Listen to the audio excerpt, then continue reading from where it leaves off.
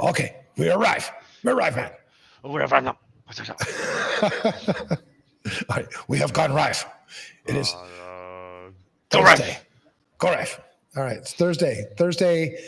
What time is it? 9 o'clock your time, Central Time. 9 p.m. Episode 28 of the InfoSec to Insanity podcast. If you're listening, I'm happy you're here. Tonight we have kind of a touchy subject, Matt. We're not really talking specifically about information security. We're talking about civil liberties.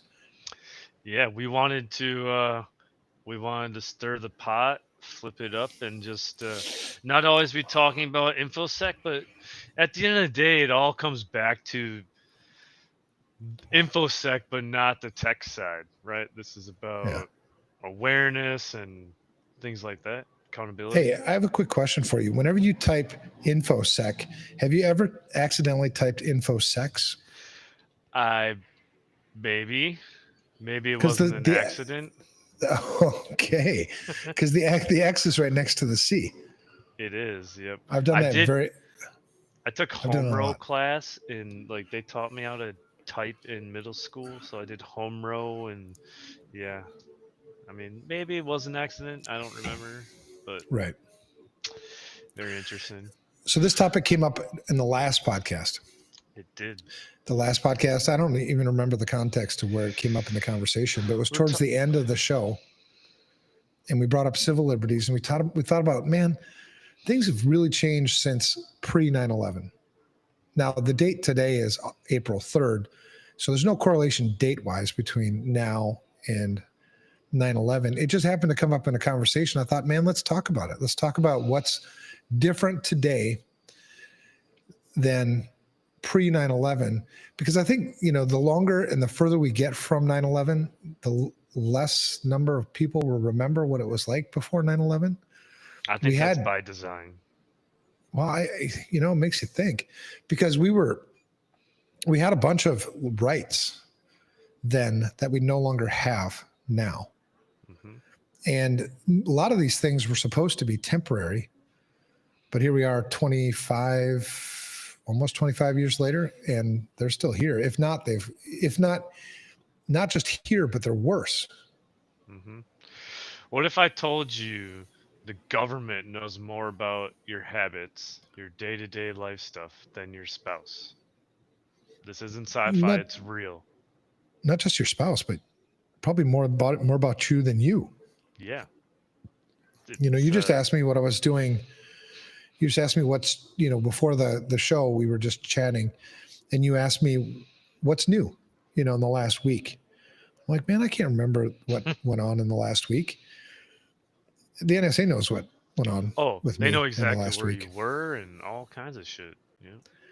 Now, some people think, when you talk about this stuff, that it's tinfoil hat stuff, but it's not. Let's talk about some of the things that the NSA can do. I have a list of 10 things that the NSA can do that you may not know that they can do. You want to talk about that? I was kind of curious. Do you want to jump right into that? Are you going to tie it back to like where we came from? Do you think maybe we talk about what was supposed to be in place pre 9/11 because to your point, some people don't know, and I think that's by design. These things happen over periods of years. But maybe so when you say you think it's by design, what do you mean by design? You think the government does this on purpose? I'm not sure it's the government taking away civil liberties on purpose. I'm not sure it's the government or a group of people or a cabal, whatever these people are talking about. I just think there's something that's happening, and like even when I talk to like my mom, or I used to talk to my grandpa, like they're not used to things changing, because things change over a long period of time. If you slowly take something away or change it, the real-time brain processing doesn't process it until like it's too late. So I think if someone is trying to change things or get us to a certain point, that a long-term plan like 24 years of changing things would be a good way to do it. Sure. Yeah. Yeah, it's like where you make those small little compromises over and over and over again over a long period of time. And at the time that you're making these compromises, they seem inconsequential. Like, yeah, it's just a little thing, no big deal. But then you add them all up and it becomes a really big change. It's like taking yourself a degree off course, another degree off course, another degree off course. You do that over a period of, I don't know, say one degree a year. In 360 years, you've circled back. Mm-hmm. And in 180 years, you're looking the other way. So the direction you thought you were going, and that's the thing, it happens so slowly. But then we had something that happened on 9/11. And this is, you know, as a social engineer myself, one of the best things to take advantage of on a target is emotion. And so we had really, really, really high emotions on 9/11. We had a lot of fear. Everybody was afraid. And that's the perfect time to put in changes, make changes Anything that you seem want. completely justified. Mm-hmm. Yep. And now you look back and it's just the way it's always been now because it's been 25 years. Yep. So few people remember, and people just in general have a short memory span. You know, they get outraged for a little bit, then they calm down and they go about and they just adjust. I personally don't remember pre 9/11 because I was a freshman in high school. So anything related to travel, laws, stuff like that, I was a punk ass kid. So So you were 16 in mm-hmm. 16, 17 and during 9/11. Yep. Do you remember what you were doing? I do. I was actually, it was first hour of English class, and we were transitioning between classes, and they turned one of the teachers turned it on. Next thing you know, all the teachers had it on, and like all we did was watch TV all day. And when I got to my second period class, it was either second or third period. I think it was second, and it was live, and they were actually showing the second plane crashing. Okay. So I was 30 years old when 9/11 happened. And so I certainly remember what it was like before that. But, you know, if you're not paying attention, you know, things get away from you. And it wasn't really until we talked last week, because I've had this discussion before, you know, talking with friends like, man, we've really given up a lot of things since 9/11. And you name off a few, but you didn't, you know, I didn't really do any research about it. I just thought, yeah, you know, some things have changed. But when you do some research and you actually open your eyes and take a look around, you realize how much has actually changed. I mean, it's like night and day. So civil liberties, when we say civil liberties, we're talking rights. You can almost use civil liberties and civil rights, I think, interchangeably. But you had certain rights. You had certain rights to privacy. You had certain rights to illegal search and seizure. You had the Freedom Constitution. of assembly, warrantless search and seizure, due process, unusual you didn't. punishment, torture. Your right was you had to have a warrant to do search and seizure, but right, you've given that up now, for the most part. Yep. I mean, there's certainly places when it comes down to physical, you know, physically walking into your house and searching things physically. Yeah, you still need a search warrant for that. But the information that the NSA is collecting about the digital realm. Mm-hmm. It's with the Patriot Act and particularly Section 702, you can, I mean, they are capturing tons and tons and tons of data about everybody. And they say, well, it's metadata. Well, metadata, which is the real people know metadata about data. Real people know metadata is what you want. They're using it because people aren't educated, and you know it's crazy. So and metadata, they've been busted many times. They're just like, oh, it was an accident. Well, there's no busted about it. I mean, you have the right to do it. You know, well, there's like some sort of oversight, and they've had to go and testify a couple times. Yeah, it's all smoke and mirrors, but yeah. I mean, there's no oversight. It's just a fucking circus. You know, and for people who don't know what metadata is just data about data. So I'll give you an example. Rather than the NSA having the legal, right to collect your phone calls. They collect the logs of your phone calls. So Who you called, when you called. who you, exactly, and for how long, so they may not know the content, and actually they do, but this is what they say. It's metadata. So it's data about data, and they have the legal authority to do this. This is part of the Patriot Act. This is one of the rights that you gave up at the Patriot Act, or we all gave it up. I mean, not just you. I mean, we all did it, right? Yep. So they can now collect. They used to have to get warrants to collect this data, but now you have warrantless taps, and it's all in the physical, like you said, it's all in the digital realm.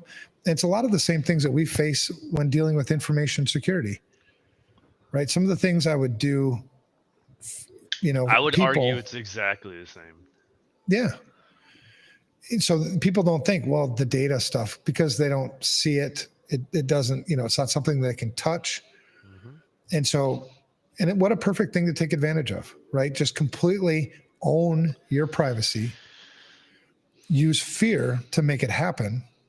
And it may have been unintentional. I mean, give people the benefit of the doubt, right? They might have said, well, the Patriot Act, so we can try to intercept terrorists, right? Try to find, terrorists residing in the United States that are collaborating or corroborating with, Al-Qaeda or, whatever else. That was the premise. But why are we still doing it the way we're doing it today? We still have threats for sure, but can we not find, and the reason why nobody's been called to account, we haven't redesigned anything here, is because most people don't even know about it. Most people just let it go. It's the way it is. Because it's been 24 years. Well, it doesn't affect my daily life, right? I still went to work today.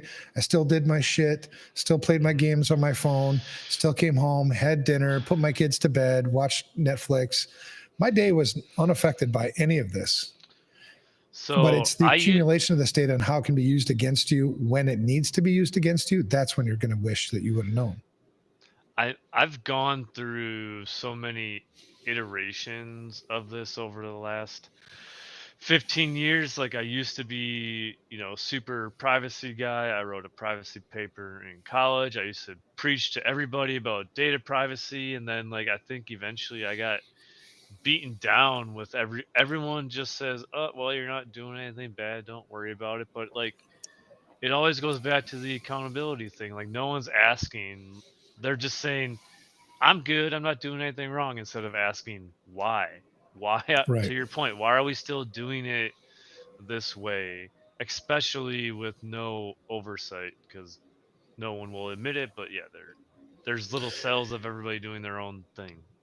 Well, and the fact of the matter, I mean, this is not an election issue. Did you hear about any of this being talked about in the last election?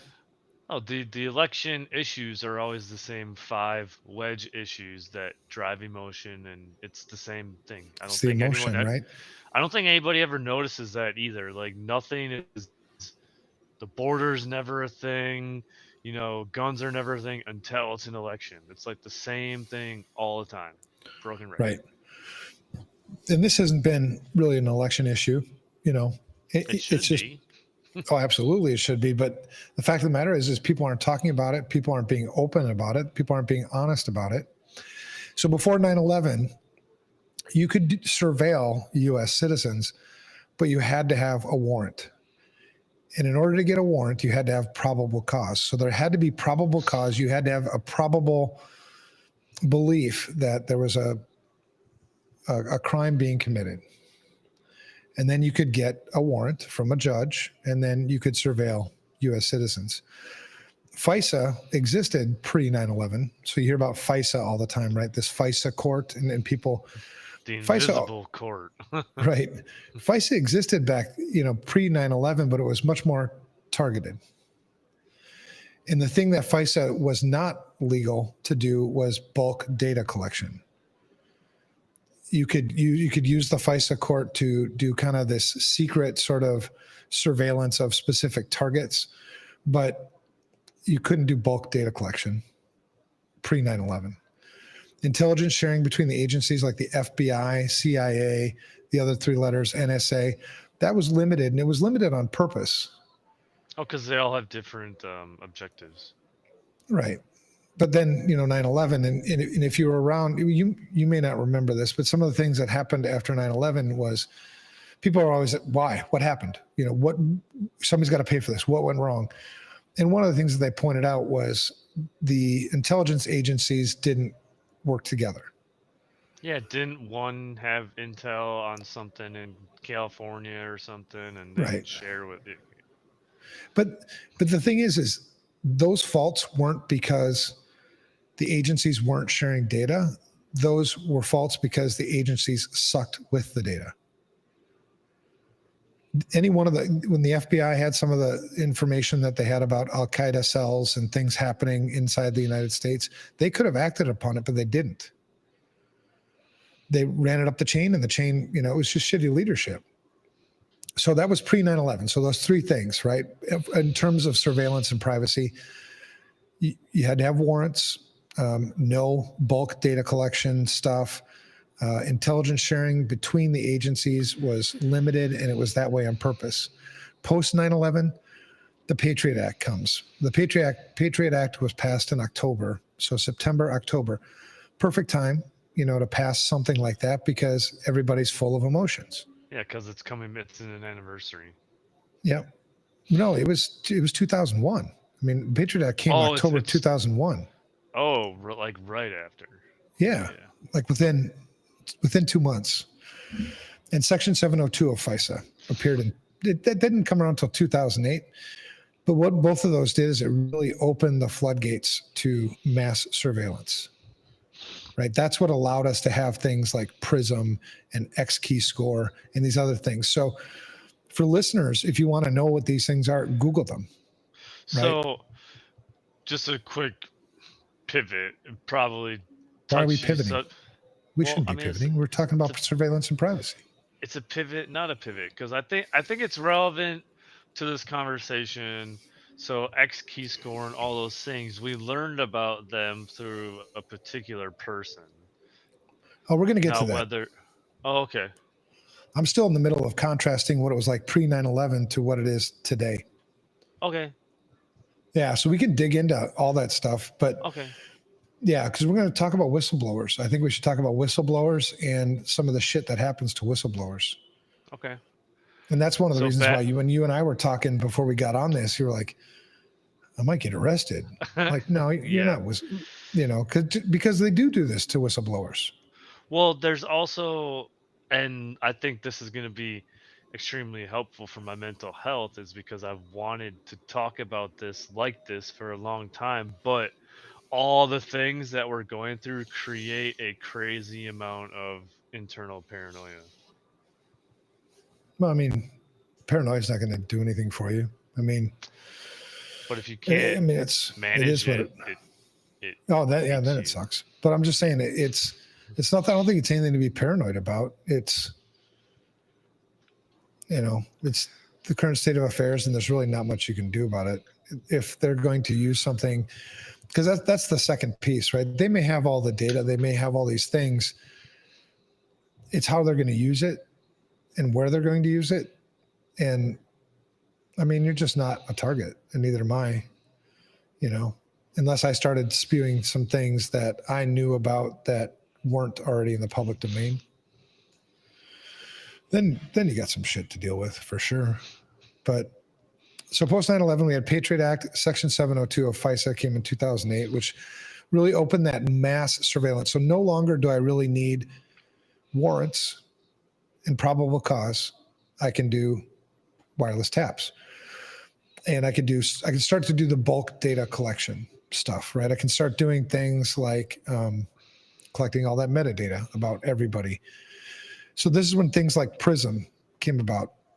The PRISM program was this, if you remember when this first came out, it was where big tech was cooperating with the government. So folks from the government. Access. Yeah. So folks from the government went to Microsoft, Google, Apple, Facebook, all the big Twitter, went to all them and got direct access to the data. So they tapped all the user data, the emails, video chats, file transfers, everything, you name it. That was PRISM. Prison was completely legal. That it was so it was a collection of all that data with a search built on top of it. Oh yeah. Right. Well, yeah, You they could have just some type in serious data lakes for sure.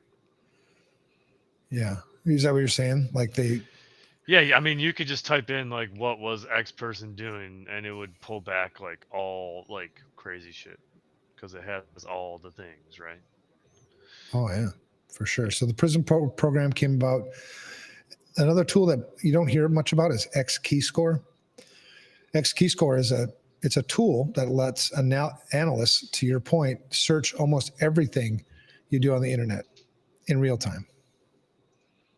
So what you're doing right now, whatever you're typing in your computer right now, Matt, X Yep. Keyscore can grab that. I'm typing X keyscore actually. There you go. Okay. I wonder if that DOSes it if you type itself. I don't know. But email, browsing history, chats, everything, fair game. All that stuff didn't come about until after 9/11.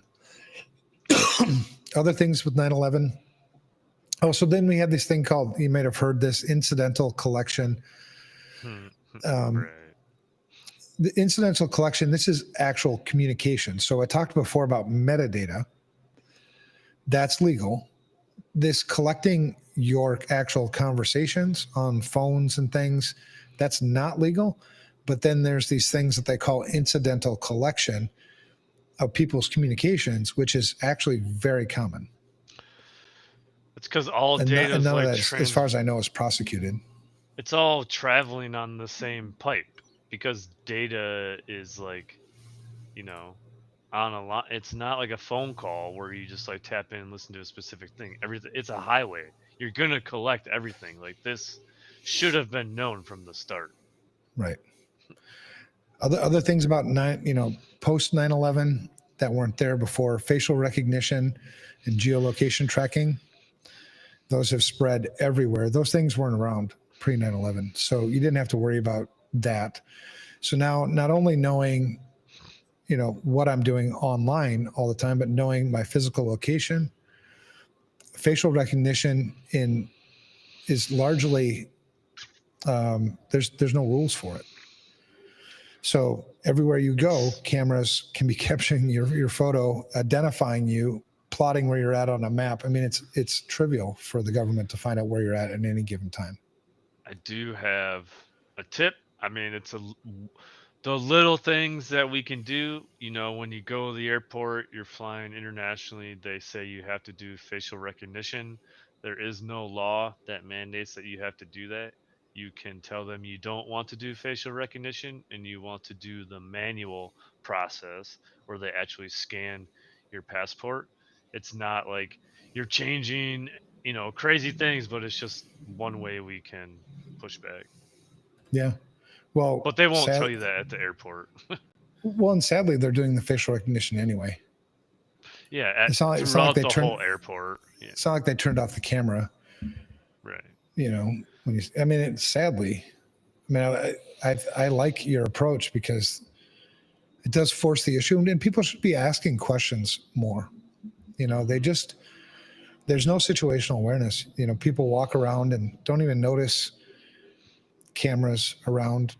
They don't notice anything really. I'm driving down the highway and I'm like, what the hell is that on top of that pole there? What is that there? Like, there's antennas and everywhere on like every telephone pole. Right. It's insane. So which country in the world do you think has the most surveillance cameras per capita? Is it China? Is it Russia? US? What do you think? I think a lot of people will say China. I personally think it's the US. I just don't know if we have a real number. It is the US. Yeah. Yeah. And there is a number. I did a research on that a while back. I don't remember the exact number, but the United States per capita. And so you have a communist. I don't know if people have been to China before, but man, that government has like strict control over everybody. It's locked down like a mofo. So a lot of these things, it goes back to using it. If you had a true like dictator in power, who knew how to use this data, you could take control of the entire United States and just force everybody to do what you want them to do. I mean, lock it all down. You have the ability to do that with this data. So other things pre 9/11, travel and movement. You mentioned, airports. I remember all the way back to when you could smoke on airplanes. But pre 9/11, airport security was relatively fast and minimally invasive. People could go, like you could have family go to your terminal, with you, your gate, and see you off and say goodbye. Thought the only thing you had was metal detectors. It was crazy. Yeah. So you could walk up, everybody could walk up to the gate without a ticket. ID checks were less standardized, and mostly they were used for just confirming your reservation. It wasn't used to confirm that you belong there. I feel like that has to be like 60 years ago or something, but it's really not. That's the thing, man. I mean, because if you take like this current generation, the generation after mine, this is the way it's always been. So they're not going to question any of these things. They're not going to feel like any of their civil liberties have ever been violated because they never had them to begin with.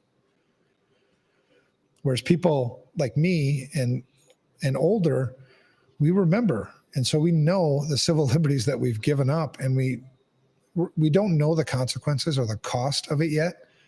But there is going to be consequences, and there is going to be a cost associated with it. Because you're trusting other people with all this sensitive information, your privacy, your life, your lifestyle, who you talk to, I mean, everything. And do you trust them with it? Because pre 9/11, they didn't have the rights to any of this. You actually had privacy. You could actually, your movement within the United States wasn't tracked. You know what I mean? You had freedom. That's what freedom is. So I'll interject and play a little game here. So there was a judge back in the early 1900s, Louis Brandeis. That person was very pro privacy, and back then there was a really big invention coming around called the Kodak camera. People were freaking out about their pictures taken and losing privacy. Louis Brandeis said the famous quote is, "What used to be whispered in the closets is now shouted from the rooftop." So I'm curious, this same conversation has been happening over 100 years ago. Is it the same conversation and it just looks different, where like we didn't really learn anything, or is it an actual different conversation? No, I think it's the same conversation. I think it's just those little compromises. And we just haven't woken up we haven't gotten to the point where we wake up and be like, how the fuck did we get here? I don't even feel like I have control over my life anymore. I mean, when you get to that point, then something, look what's happening in China. Everybody's With the pretty social much credit and stuff. no, just the no privacy. They have complete control over the population, and they're compliant for the most part. But eventually it gets to a point. That's why, there are civil wars that happen, over the course of history, because people get tired of being taken advantage of at some point. Mm-hmm.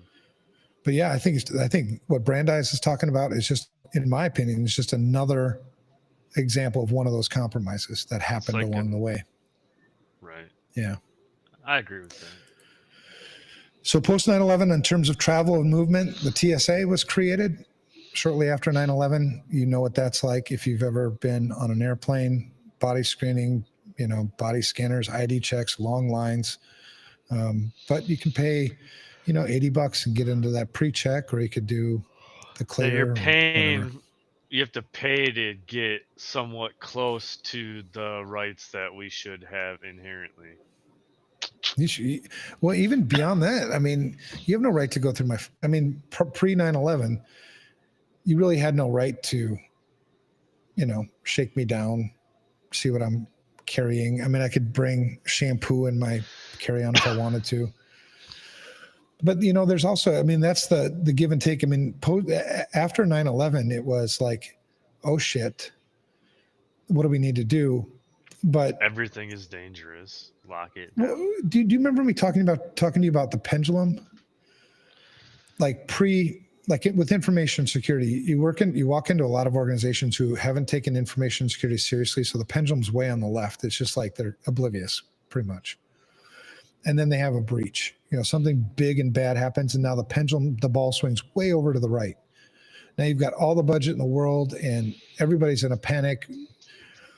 It's the same kind of thing, on a mass scale with 9/11. It was, right, let's do this, let's do that, let's do this, and the pendulum swung way over to the other side, and we never brought it back. There are certain things you need to do to ensure safety, right? It's not like, I mean, pre 9/11, it was sort of like that was too far, probably. It was too loose. Yeah, you could have done something loose. More. Yeah, but the way it is today, it's like, seriously. And then we'll talk about measuring the effectiveness of TSA because they suck.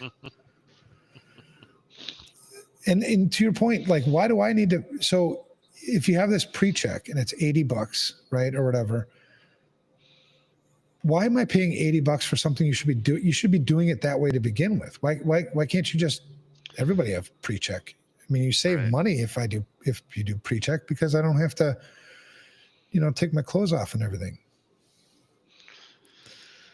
I don't know. So we didn't used to have no-fly lists. No-fly lists exist now. No-fly lists, watch lists. They are very opaque, and I don't even know how you can challenge them, but I assume they've got to be terribly difficult to challenge. So let's say that you ended up on a no-fly list for some reason. Good luck getting off. Yeah. Yeah. Because you're not going to know what the list is, who's the owner of the list, or any reasoning behind it. And there was no due process on you getting on that list. Yeah. I mean, pre 9/11, there was this thing called due process where you could, challenge these things. Biometric screening now is standard in many airports, like you mentioned, facial recognition. That was, obviously that didn't exist in 9/11, pre 9/11 at all. Due process and government powers, pre 9/11, when you had investigations and detentions. So if somebody came, if a police officer or the federal government came to arrest you, there were strict rules on when they can detain you and when they can't detain you, especially for U.S. citizens. The same rights applied to everybody. The Constitution doesn't just apply to U.S. citizens, but it was even stricter for U.S. citizens. And then you have this habeas corpus and attorney access. They were more protected. Even in national security cases, you could still have legal representation. You had the right, you had your Fifth Amendment right, and all that other stuff. The post 9/11 detention without trial it happens all the time. Look at Guantanamo Bay. Yeah. Black. Yep. You have these secret FISA courts that authorize the surveillance programs, very limited transparency. I don't know what the hell goes on in the FISA courts. I don't think most people don't. It's probably like 2 people that do. Right. Rise of material support laws, which means that people can be prosecuted for tenuous connections to terrorism. So it's called a material support law. So let's say I donated money, or even if I took a phone call inadvertently from a terrorist and had a conversation with them, that potentially could be used against you as providing material support to a terrorist organization. It's vague as hell. Super vague. So you could, get detained without a trial, no due process at all, have something, about material support and keep you essentially indefinitely. And nobody would know. I mean, people that knew you would know. Other things, freedom of press, pre 9/11, fewer national security barriers to speech and journalism. Whistleblowers had more room to speak without espionage charges. Post 9/11, whistleblowers face prison. and prosecution under laws like the Espionage Act. And we'll talk about some of those people. One of the other things too that is, you mentioned earlier, this term national security, that is way used too often, Right. I think. It's the easy word to just bury something. Right. Yep. Yeah. I don't know what national security means anymore. I mean, it's so broad now. You've cast such a wide net with FISA Section 702 and with the Patriot Act and all the other things that support that you could literally, I think, call just about anything a national security risk. Just like the global war on terror, broad. Yeah. No, it's designed to just go on forever. Right. The press has been chilled by surveillance raids, pressure over classified leaks. The press has become a puppet. Pre 9/11, it wasn't like that. Pre 9/11, the press actually was very critical, oftentimes, about the federal government without fear of retribution from the federal government. Whereas post 9/11, the way these things work, if you write something, I mean, you might get a call, and it might hurt. There's that didn't probably happen pre 9/11. someone checking at each news location to make sure something doesn't make it that far. Right. Yeah, for sure. Protesters, activists are sometimes surveilled under anti-terror frameworks. You can surveil anybody, so it's all justified today. Transparency and accountability. Transparency. Do you think that we have a actual proper right to protest anymore? It depends on who's in power. Because I feel like anytime there's a protest, somehow it's magically now a riot and it's shut down with militarized police force. Love the police, they got to do their job. Not fully understanding why they need MRAPs and all that, but okay. Yeah. And that's the thing, man. It's become what we had pre 9/11 was pretty specific. It wasn't perfect by any means, but it was a lot more cut and dry. You knew what was right and what was wrong. And so if you were just a law-abiding citizen, it was easy to stay the course and not get yourself in trouble. And the government wouldn't know it anyway. You know what I mean? Unless it was something, really big. Post 9/11, I mean, whoever your opponent is, and if they've got the right connections, the right power, you can use anything post 9/11 with the civil liberties that have given up to go after somebody. Even you and I mean, having this conversation, I mean, you could twist things, take things out of context, and prosecute some sort of national security twist on what we're talking about. Probably. Like I'm in Mexico and you're in Wisconsin, Yeah. Or corroborating something. Yeah, like Evan must be working with the cartels or some shit. I mean, so you make something up. Right. I mean, that's the thing too. So if we didn't even talk about that. So if you have the ability to collect all this information through either PRISM or just, other metadata collection programs, say NSA, then who's to say that you can't fabricate data? And I would know about it because you just said, things that aren't true about me. But you've got all this, right? You've got all this other circumstantial evidence.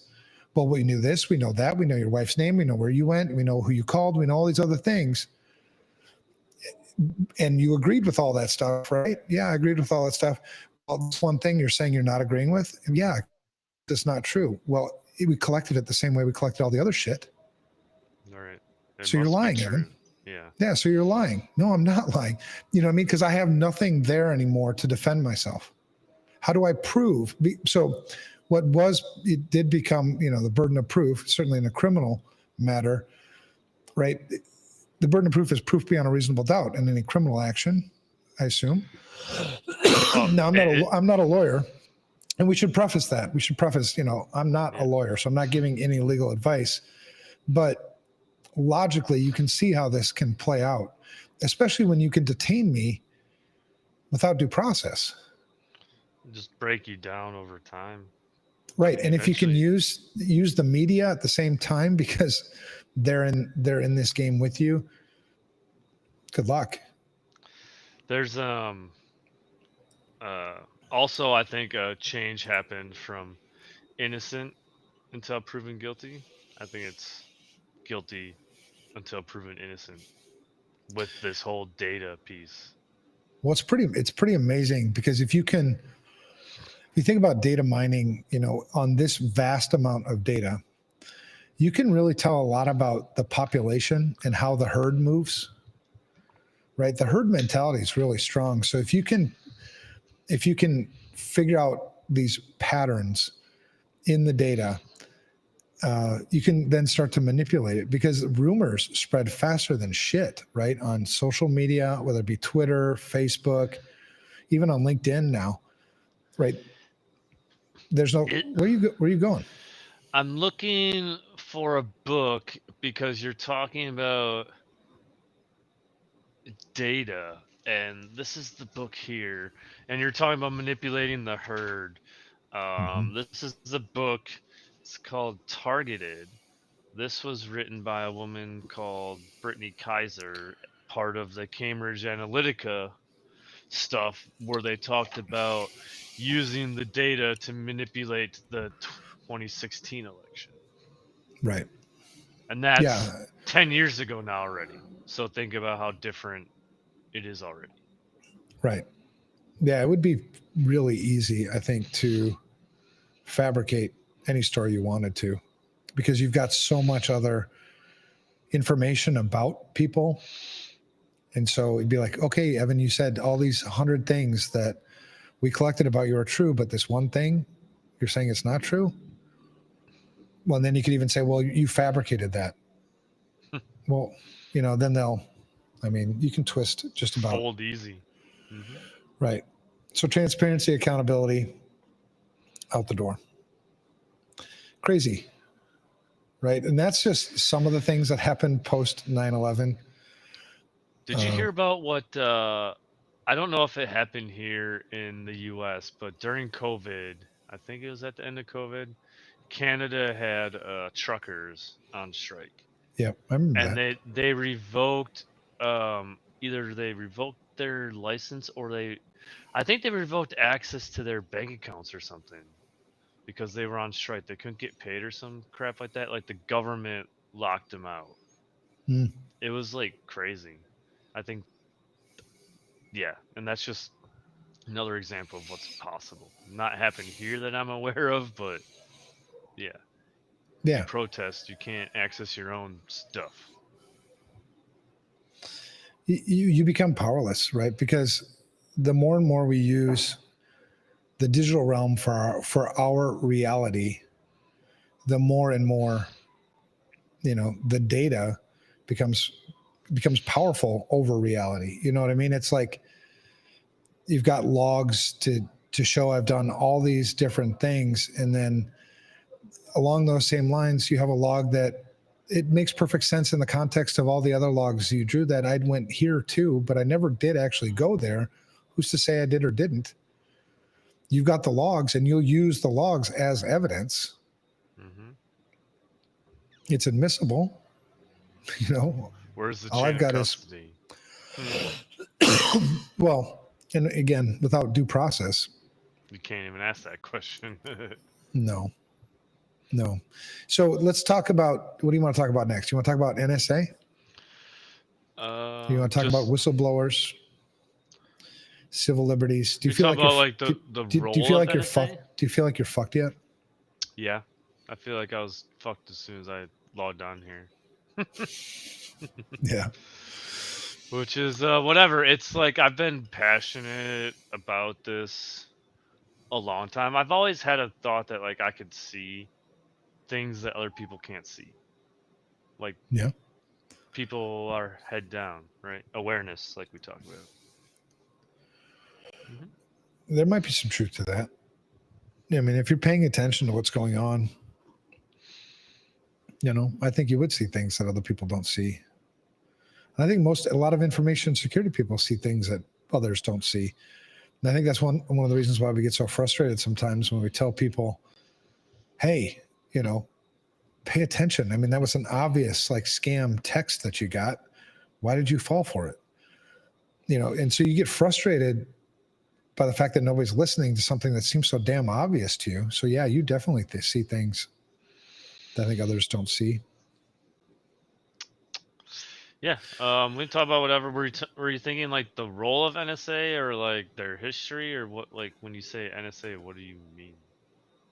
Well, because pre 9/11, NSA was pretty much, I mean, truly, it was kind of a No quiet. such agency, right? Right. No, we knew it was there, but it was pretty much just a quiet signals intelligence agency. It was mostly focused on, foreign signals and communications. Post 9/11, we really made them into full-blown digital god mode. Oh yeah, like global data collector. Anything you want. Yeah. You know what I mean? And it was all under the premise of, national security, right? Mm-hmm. National security prior to 9/11. I don't know what we would call it then. I think we would call it like protecting our borders. I mean, doesn't the president say it like protect against all enemies, foreign and domestic? But it was pretty much enemies. We knew the foreign ones, the ones not on U.S. soil, those were easier to keep at bay.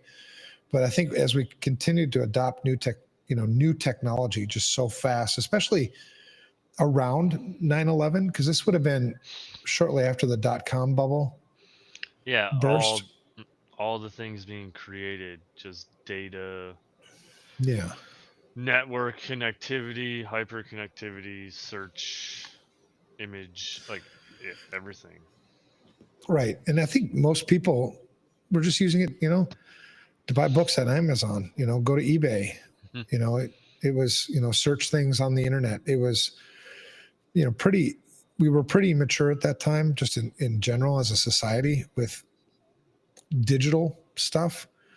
The iPhones didn't exist yet, so you didn't have iPhones, Blackberries, maybe some early ones, but I think most people are using like the Motorola Razor, maybe back then. Maybe that wasn't even out yet, but you have to push the button 3 times to get a letter on the thing for a text yeah. message. Yeah. So, 9/11 comes along. And so the NSA, I'm sure as we were getting there, they were like, man, it'd be nice to capture some of this data and do some more things with it. They probably were capturing it. And I'm guessing 9/11 gave them kind of this like free pass to justify that previous collection. Like, shit, we're collecting all this data. We probably shouldn't be collecting this data. What are we going to do? 9/11 happens. Like, whoa, Patriot Act. Collect more. Yeah. So I think that's all been sort of lost in the annals. But so we turned them from like this quiet signals agency to like this full digital gods. I mean, they have whatever they want, and they have some of the best. Well, they do have the best tools that I know of to do all this shit. So we talked about the bulk data collection, other things. So that I mentioned FISA, section 702. FISA section 702 is really about international communications surveillance. NSA does this too. This is the second thing post 9/11 that we gave them. FISA section 702 is supposed to target non-Americans, but they're picking up a shitload, like, I don't know, whatever the gigabytes, whatever the hell the most bytes are of U.S. citizen data. And that's happening as what I said before, incidental collection. Nobody's really forcing them to purge that data. but that's how they're getting it. It's under FISA 702, which is supposed to be focused on that international communication surveillance. But they're capturing all this U.S. stuff. Upstream surveillance, a couple of programs. So programs that and I'm not going to go into detail about these programs, but feel free to Google them. Do your own research. I already mentioned, Prism. That one did come out public, and there was a lot of news about it when it came out. X Key Score. That's all one word. X Key Score. Another one you may want to look up is Storm Brew and Fairview. These are both taps that are directly into the internet backbone. What is the internet backbone for someone that doesn't know how the internet works? Internet backbone. So if you, the way routing works is on the internet. It's called autonomous systems. So these are groups, like little territories, I guess, on the internet. So the backbone is, who is it nowadays? There's one out in California. Google backbone. Is that it's changed now? DNS, or is that beyond that? No, this is circuit backbone. So this is actual physical infrastructure. Okay. Big fiber. Yeah. Rest like in Virginia. The underwater cables and stuff? No, those would connect the backbone. Okay. Those would connect backbones. Gotcha. But it's I can't remember the name of that company, and I did an assessment of them for Wells Fargo back in 2000-ish. I don't know. I'll have to look it up. So I can't remember the names anymore. But so I mentioned Prism. Prism was working with big tech, right? Google, Microsoft, Apple, Facebook, Amazon, and working with them to get data. There's also Fairview and Storm Brew. Fairview and Storm Brew are used directly in the internet backbone. And that's what routes all traffic. Like every single bit of traffic going from here to there goes across the backbone. It's like the freeway where you're going from 5 lanes to 2. It's like that, but with data. Yep. And that's called upstream surveillance. So that's the third thing that they got, after 9/11. That never really gets talked about. Much. No, none of this shit does, man. I mean, in the news, when Prism first broke, it was in the news for sure, but it had a cycle. Yeah, and it was a pretty short cycle. I mean, most things tech are a really short cycle for normal people, meaning non-tech people. It's just, if you went to ask your mother, ask somebody on the street, hey, tell me about Prism. They wouldn't, what are you talking about? That's, it's completely swept under the rug nowadays. But okay, so those were two other things. Other pieces that the NSA has that they didn't necessarily have pre 9/11: encryption backdoors and exploits. Here's another one you can look up if you want for another project: Bull Run, all one word, BULLRUN.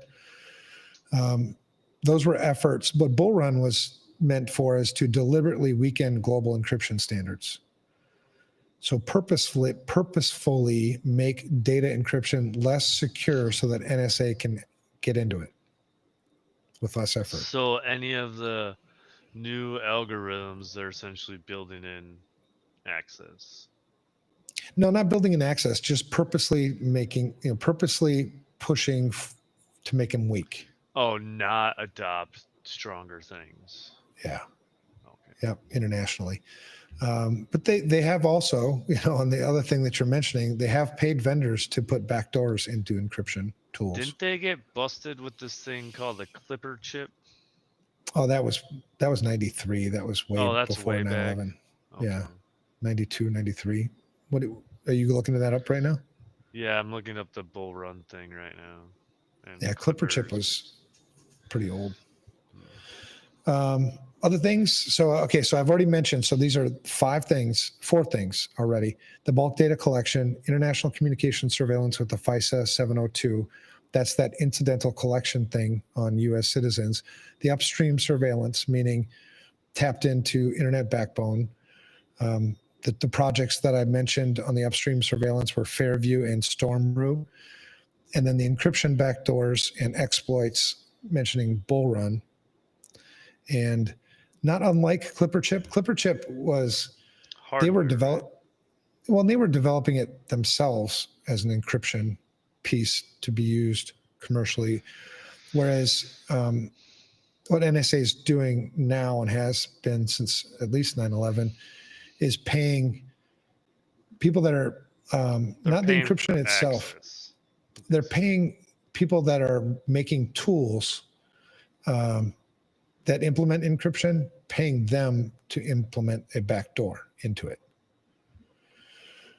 Apple said "fuck you" to that one, which is one of the one more reason why I'm not anti-Apple. I'm much more pro-Apple, I guess. Number 5, tracking devices and geolocation. This is here's another tool if you want to look up. Co-Travel is a tool that analyzes whether or not two phones have been in close proximity, tracking associations and movement patterns.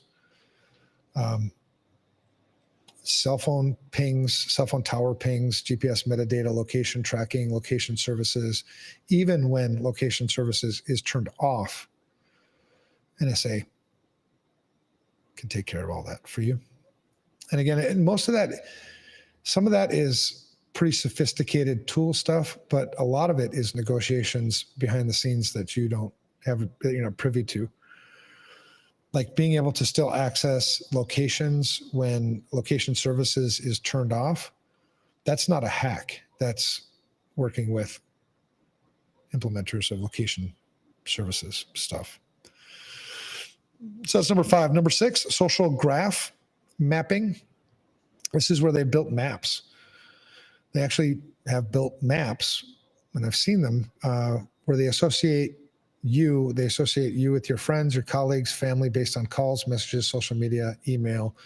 It's a big map, and it's kind of like one of those spider things.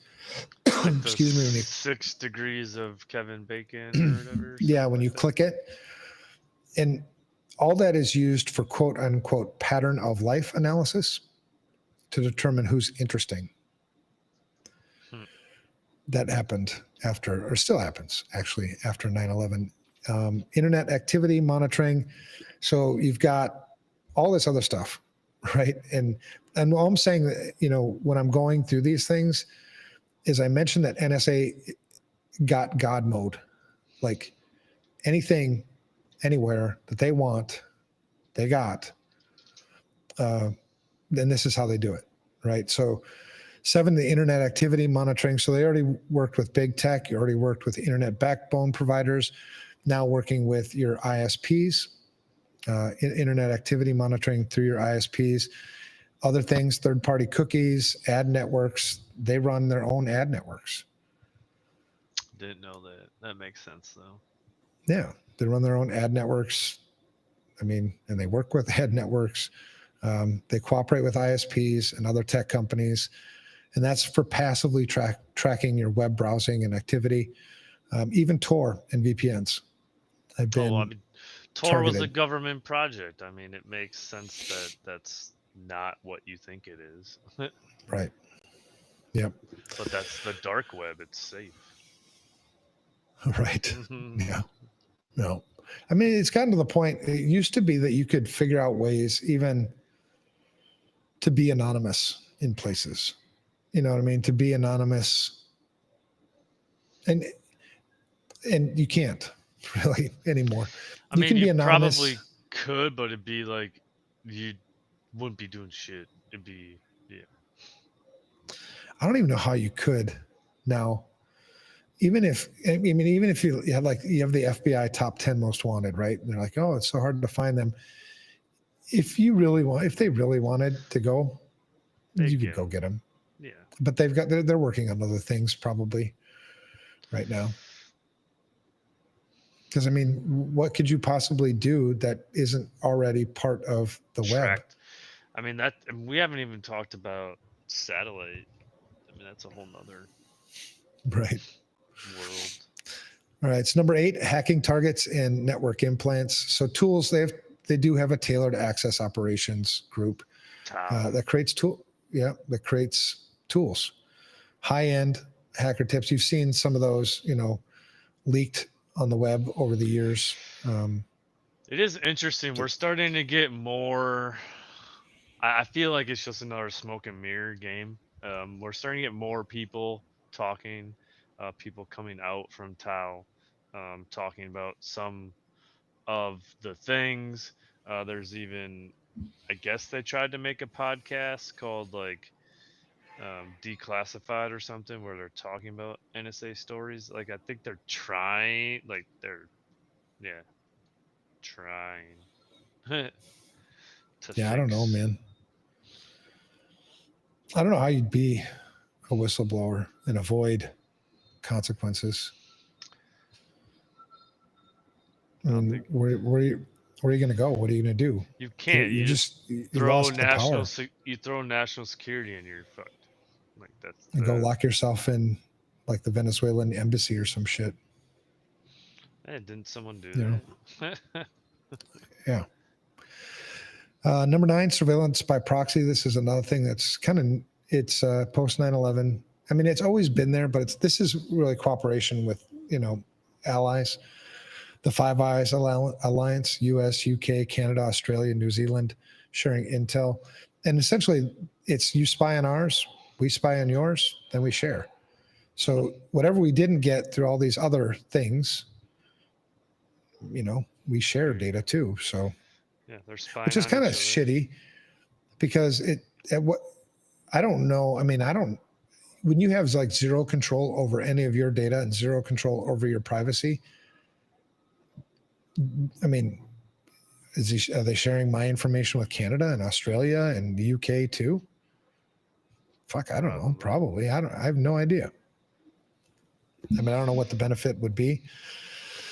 Do you think that all of this still exists, not because of 9/11, but because we have this acknowledgement that spycraft and that sort of espionage world is legal?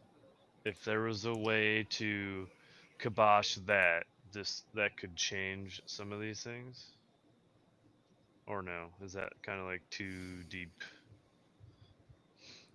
I don't know. I don't know. I don't know how you get back. I don't know how you get back to this beyond,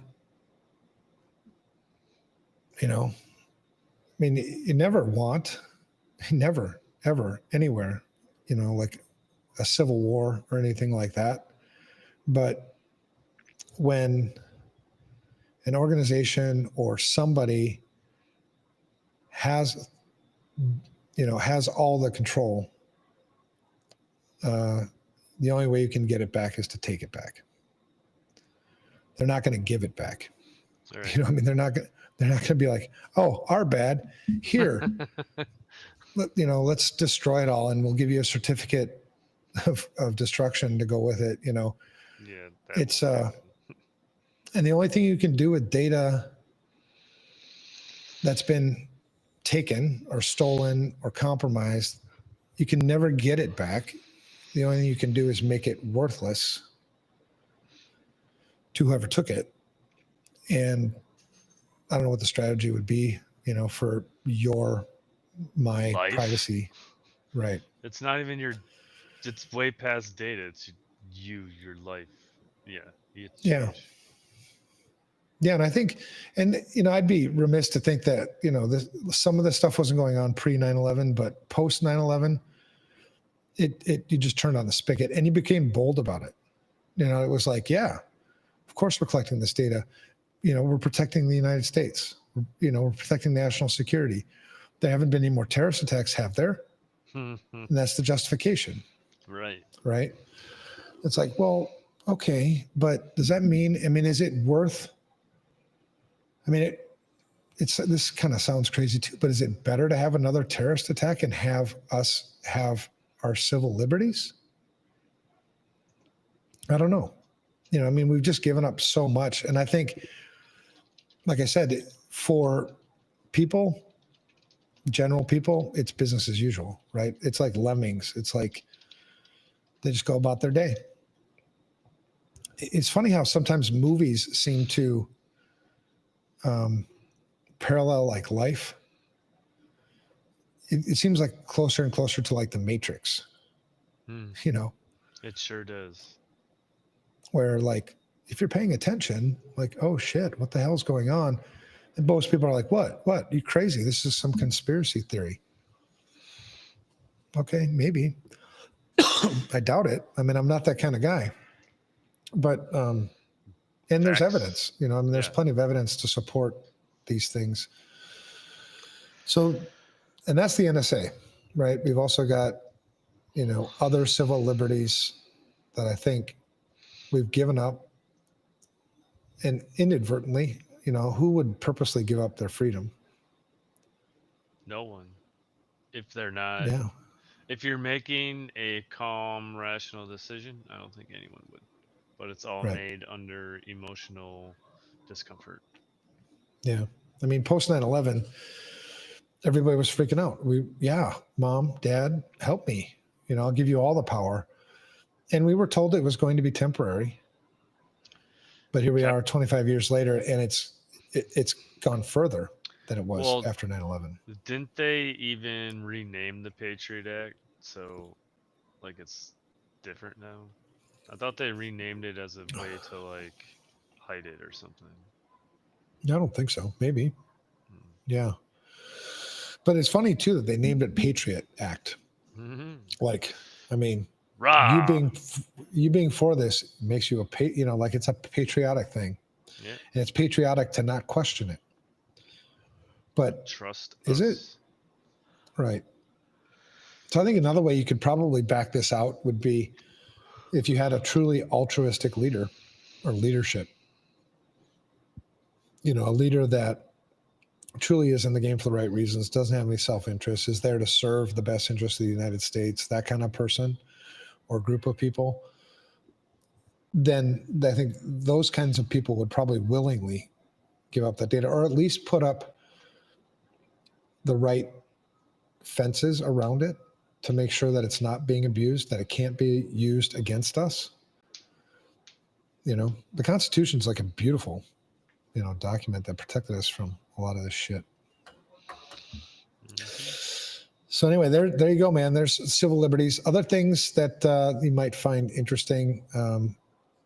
So I mentioned in my blog post earlier that I wrote today, that was the basis for today's podcast. I mentioned, you know, Section 702 of the FISA Act. So the Foreign Intelligence Surveillance Court, that's been there for quite a while. Pre-2008, this would have been before Section 702. I've already kind of beat that in, but 702 just gave so many more open pieces. TSA, I mentioned in my blog post that the TSA's budget keeps climbing while they miss fake weapons tests in 95% of the time. So it's a lot of this is like security theater too, right? We do these things to protect you, and we're doing our best. And you can, how many people, I think people feel safer that TSA is there, but how effective are they actually? So in 2015, DHS did an internal investigation of TSA, and undercover investigators were able to smuggle mock explosive and or banned weapons through airport checkpoints 95% of the time. So that was pretty bad. So they did it again in 2017, had some improvement, but still the rates were around 70%. So it got better, but 70% failure rate is pretty damn bad. The budget, fiscal year 2025, the budget for TSA, the president's budget, is $11.8 billion, which is $2.3 billion more than last year. So the budget continues to raise, which is what the government does. Yep. I mean, spend more. Mm-hmm. Yeah, I mean, hate Doge, love Doge. I don't give a shit. But the one thing I do like is like whenever government expands, it never contracts. Mm-hmm. You know what I mean? They never like the budget with TSA's budget. It's like power. You're not going to give it back. Right. So, I mean, it'd be nice So what do you to have do some accountability for TSA. Instead of giving your money back, let's just go buy 10 million Microsoft licenses that we don't need. That'd be awesome. Yeah, no, right. I feel like they might have got busted with too many Microsoft licenses. Who did? Government. There's one department. Yeah, Doge fucking found that. I actually feel like the whole Doge thing is more like doing identity cleanup because they're out there like sending all these emails and stuff. Like if you've ever had an Active Directory, you know that's fucking shit. So they're you're anything that you're buying from a vendor is based on shit because it's all unlicensed cost. So if that's not clean, you're overpaying on everything, and I guarantee you those multiple domains and forests are shit. Right. All right. So whistleblowers. Let's talk about whistleblowers, and then we'll wrap this thing up. I think people that are listening, I think you got the point. You know, we've given up a shitload of civil liberties. I gave you some things to go search out if you want to know more about some of the NSA stuff. That's pretty much the one I focused on the most, just because it's the one that's become the most powerful, for sure. I mean, NSA, like I said, pre 9/11 was signals intel, pretty much, you know, and pretty limited. Now it's like not. All right, so some whistleblowers. Do you remember hearing about John Kiriakou? Kiriakou?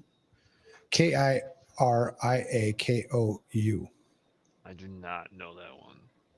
All right, that's a former CIA officer. In 2013, he was sentenced to 30 months in prison for disclosing classified information about interrogation practices, including waterboarding. He was just a whistleblower. Right. I mean, he didn't disclose it. From my best of my recollection, he didn't just disclose it publicly. He disclosed it as a whistleblower. And I think he tried to follow the right processes, but got fucked for it.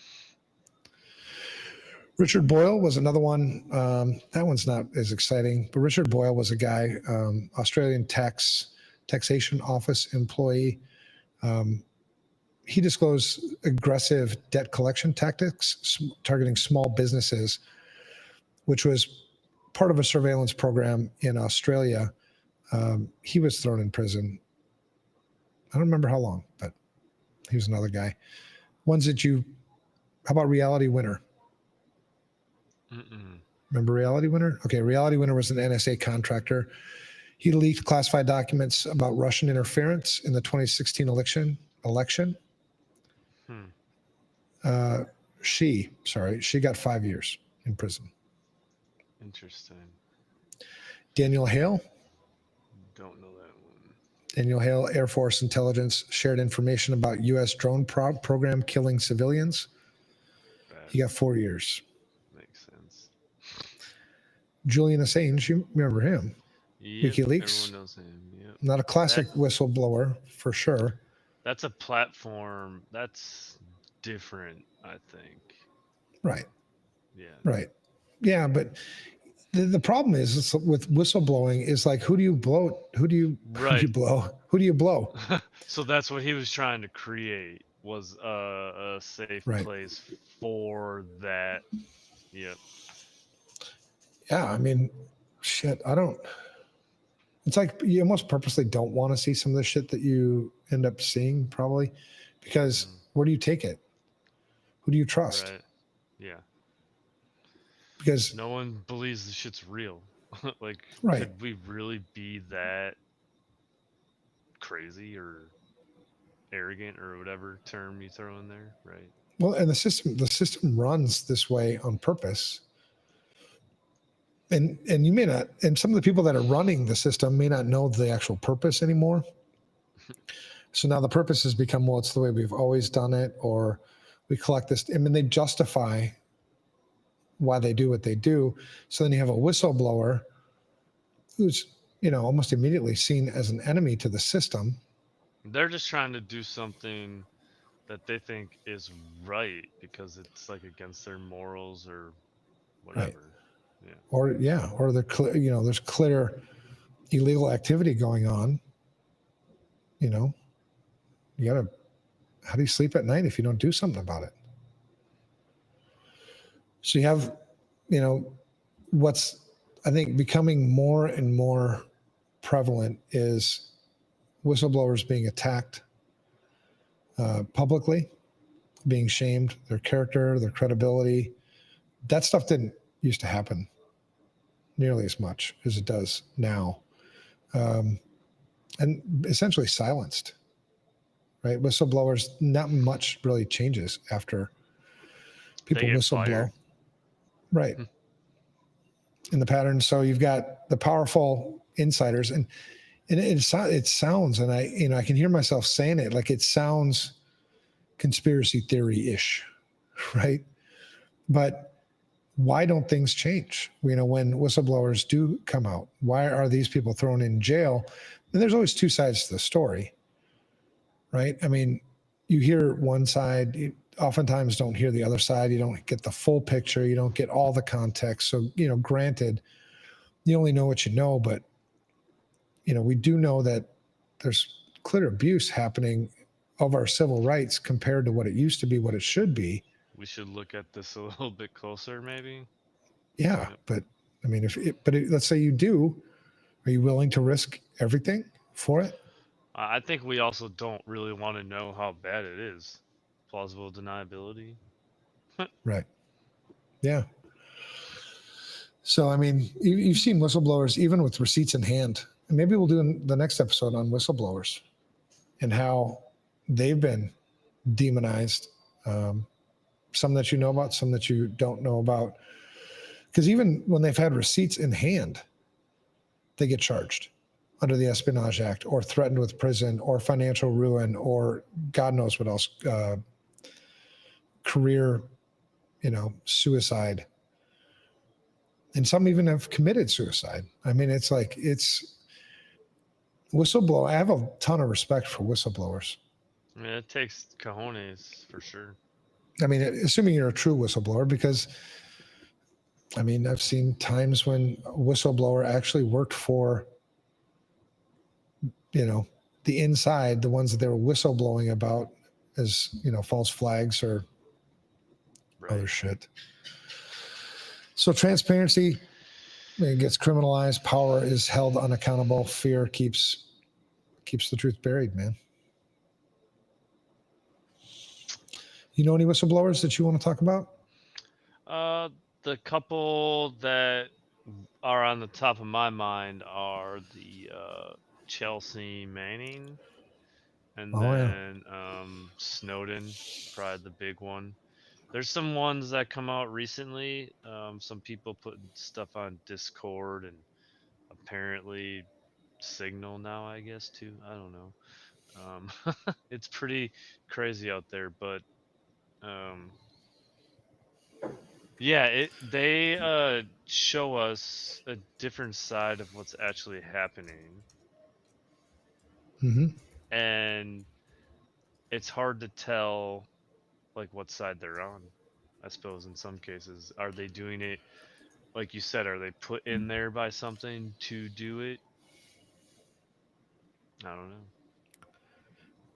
Well, I mean, take the Snowden one. I mean, that leak was in 2013-ish, I think. And it was huge. And immediately, and you'll never know the truth, the full truth. You know what I mean? Oh, for sure.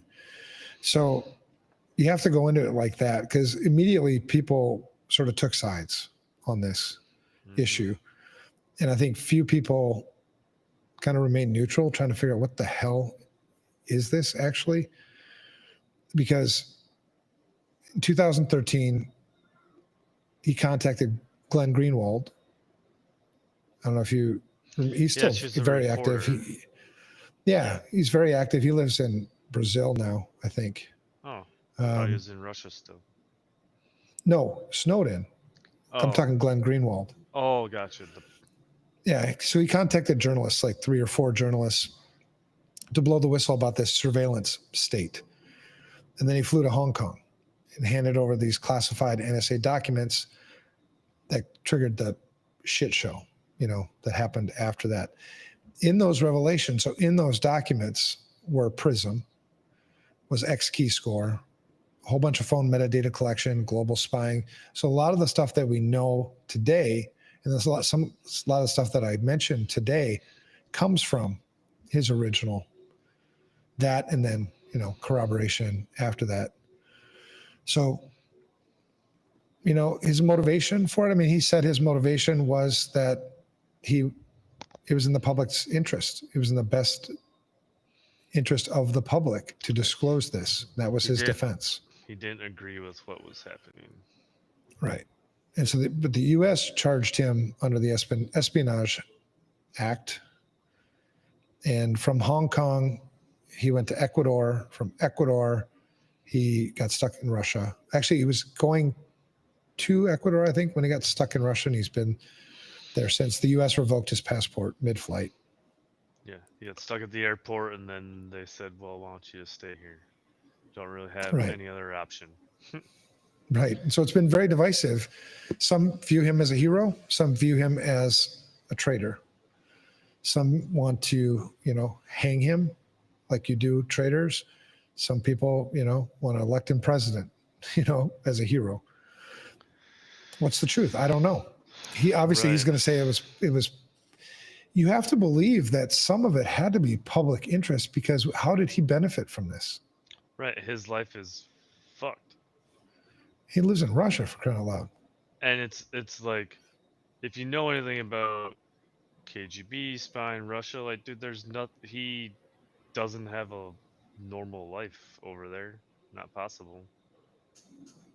Anything outside, phone, like, dude, yeah, I don't know. It's crazy. Right. I didn't buy his book because they said if you buy the book, the government was seizing all the proceeds. So I listened to the book on Audible, and it was very interesting to hear about how he went through contracting the NSA and bouncing back and forth between all these contracting gigs.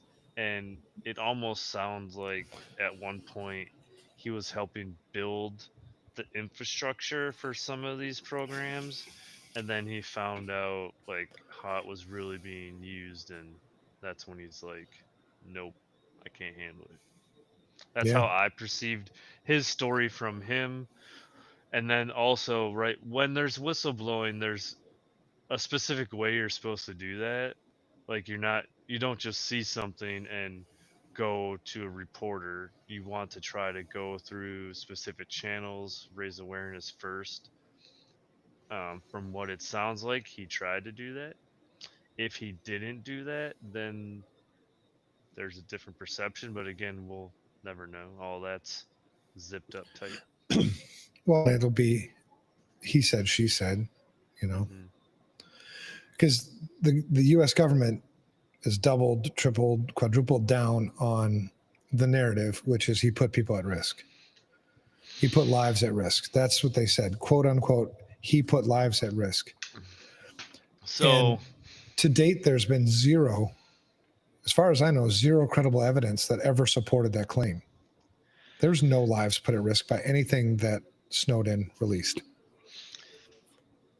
I agree with that. I do run into a interpersonal conflict having served in the military, knowing how, now I wasn't high up or like special intel or anything, but knowing how like some things operate.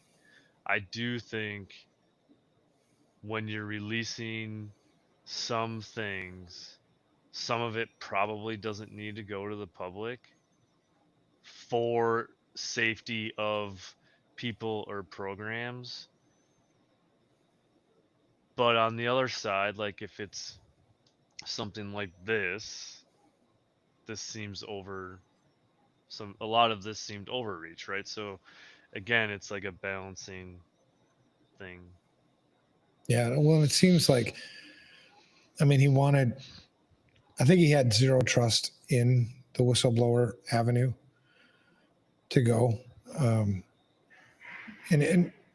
I don't know, I didn't read his book or anything or listen to it, but it sounds like he tried, sort of tried that out a little bit and it wasn't going anywhere. So I think what he was going for was this, shock and awe approach, right? Blow it out to the public and they'll get so outraged by it that they're going to Something will demand change. Yeah. And so I think he And- put all his eggs in that basket. And what we've seen with people always is, okay, yeah, basically. What's on the news tomorrow? Yeah. I mean, like we said, like half were he was a hero, half he was a traitor. So if I've already made up in my mind that he's a traitor, fuck him. I'm not listening to anything he says. I don't give two shits. Everything he says is a lie. He's a traitor, So half right away, their ears are closed. They're not even listening, not digging into anything. Yep. No. And then the heroes. But then, you fast forward to today, it's 12 years later. What changed? The only thing that I recall that changed, there was this act that came out, the U.S. Freedom Act. That's USA what it was. Freedom Act. Patriot Act was Freedom Act. Yep. Okay. Well, I the thought Freedom it Act changed the name. Well, the Freedom Act was like a reform, and it was supposed to end the bulk data collection, but it didn't really. No, you're not stopping that. Right. It's already. So he lives in Russia. He's been a citizen of Russia since 2022. But it sounds like he's living an okay life. He's married, had a kid over there. He does interviews and stuff every once in a while. I mean, I'm not following him or anything, but here's some things that proved 100% what it proved, the Snowden thing. Number one, the government was lying about what it was collecting. Mm-hmm. That's fact. Absolute fact. Two, the war on terror had become a pretext for mass data hoarding. Fact. So exactly what we were talking about tonight, these changes that happened, including this war on terror, which was a national security thing, blah, blah, blah, all ignited from 9/11. That was the pretext for this mass data hoarding. That's proven. That's 100% coming from the Snowden stuff.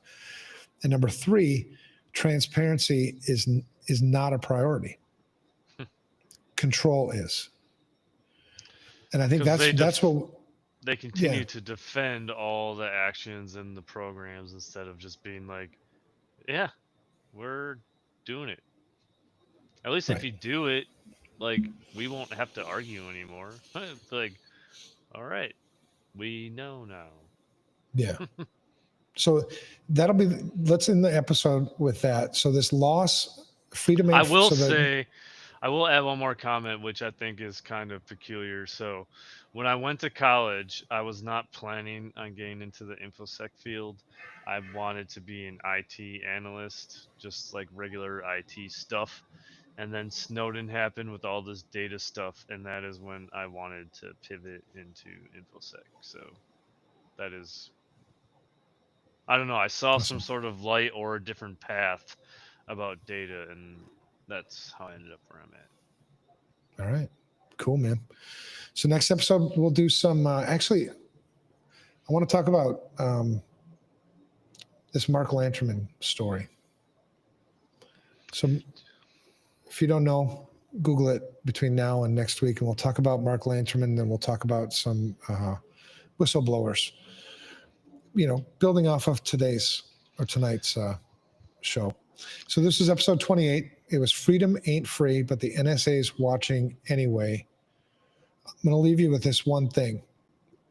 Transparency safety, post 9/11, with all the stuff we've been talking about tonight, transparency and safety was not the priority. 100%. What was the priority? It's control.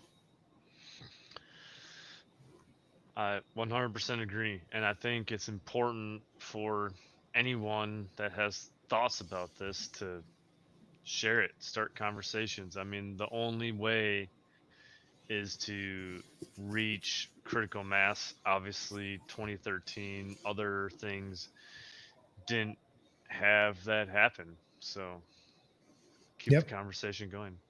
Yeah, and join us next Thursday. So we record these episodes every night or every Thursday night at 9 o'clock Central Time. Come join the chat and let us know what you think. Argue with us or I want to reinforce poke us. the Make us feel bear. good about ourselves.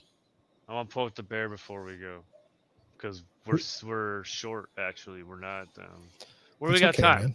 I want to. So I messaged you something this morning about United Healthcare. Oh, God, yes. How Yeah, because what last did you think episode we about talked that? about accountability.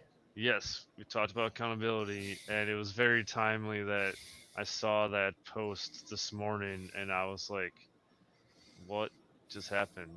So, the high level summary was some woman has a company, and she was working with UH, United Healthcare, and that Christina outage, Morillo. Murillo, that outage took down a lot of people's businesses from accepting payments. So Actually, she, Christina Morillo. Sorry, she's the head of security at New York Giants. The person we're talking about is Christine Meyer, Dr. Christine Meyer. okay. So anyway, I keep interrupting you, but that's No, yeah, yes. it's all good.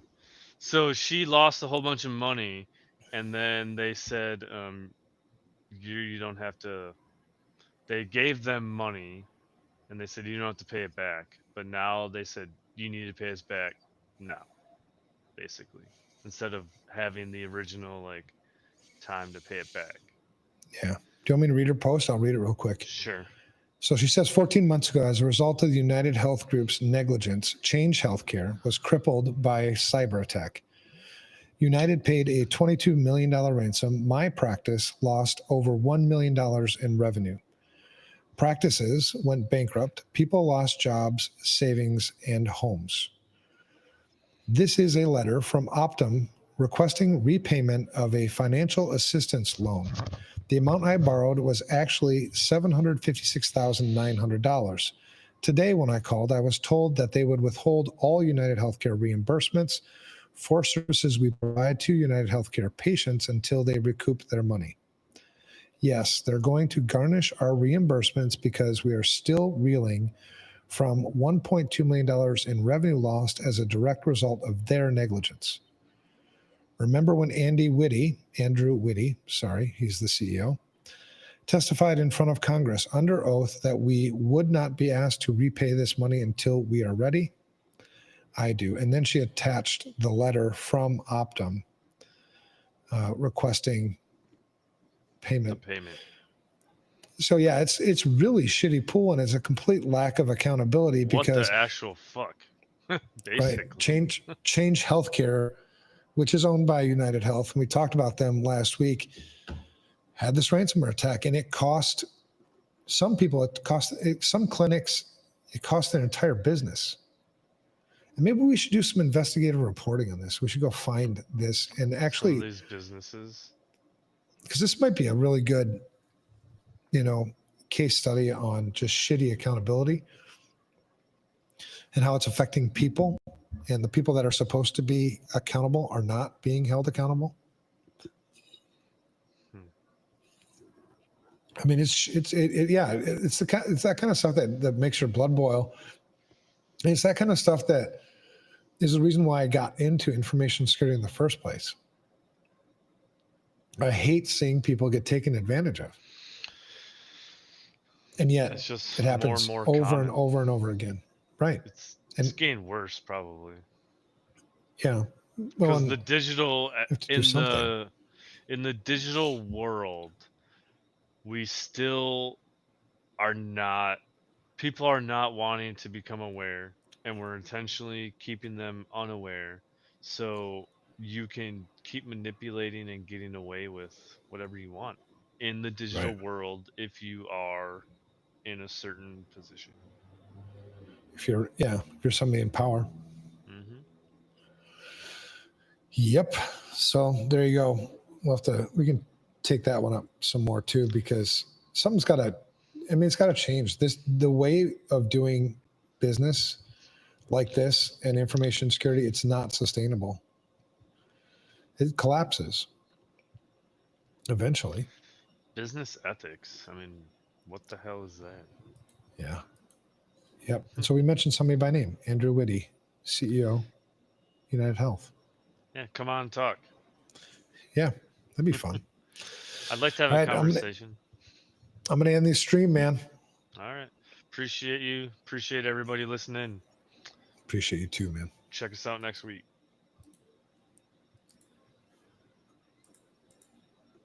All right.